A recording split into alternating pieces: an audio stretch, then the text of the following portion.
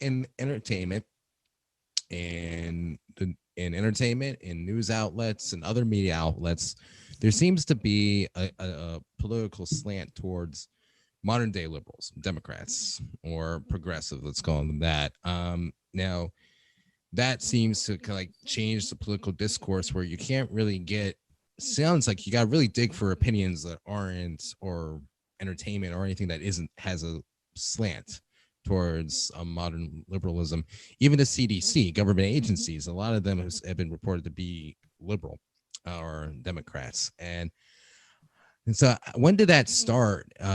Is there like a way for us to track how that started, and how does that change, or what do we do about it over time?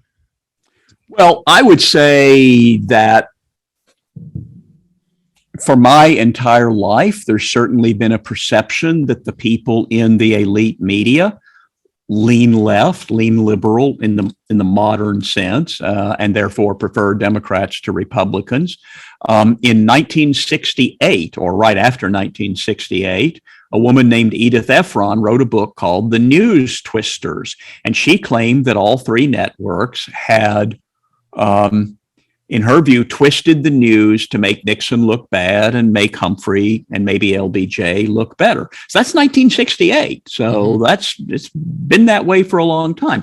And I think a large measure of that is that for whatever reason, people who are more or less on the left are more inclined to go into professions like creative professions, journalism, maybe government as well. People who are more on the right are probably more likely to go into business. They see that, was it Calvin Coolidge who said the business of America is business? That's where conservative and Republican folks want to go. So it's a bias more in the sense of, if all the people around you kind of think one way, you're going to tend to think that way too. And so they're there. I've heard John Stossel talk about how at ABC, he was kind of the only person who thought the way he did. Everybody else just was sort of a reflexive liberal Democrat. And it wasn't that they would refuse to hire people like John Stossel, although he was kind of a reflexive liberal Democrat when he started out. He just said, over the years, I realized that government didn't solve the problems I was always exposing, and the market eventually solved more of them better than that. These days, though, remember, as I say, when I was growing up, 3 networks and maybe 1 local paper. Now, all these networks, all these newspapers and aggregators and blogs and podcasts and everything. So if you want conservative news, Fox is there 24 hours a day. Fox even has 2 channels of conservative news. And if you think Fox isn't conservative enough, there's new channels to the right of Fox. So it's true that you've got 3 big networks that are still the big networks, but by less of a margin than they used to be. But you can find the conservative news there, and there's a whole conservative news ecosystem, I guess. What there's not much of is a libertarian news ecosystem.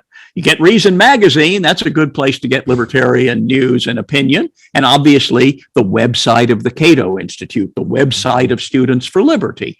But those are not journalism in the same way. If you want to know what's going on in Ukraine, what's going on in Burma, what's going on in China, you kind of have to go to the big elite news sources, BBC, NPR, NBC, ABC, and those do tend to come at it from a more liberal point of view. Of course, there's some areas where I'm glad they have a liberal point of view. The elite media were pretty anti-gay back in the 60s and 70s, but as elite liberal opinion changed, so did the elite media.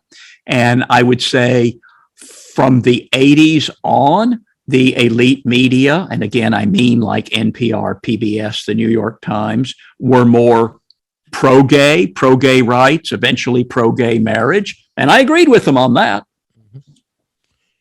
Hey, you mentioned Fox News has 2 channels.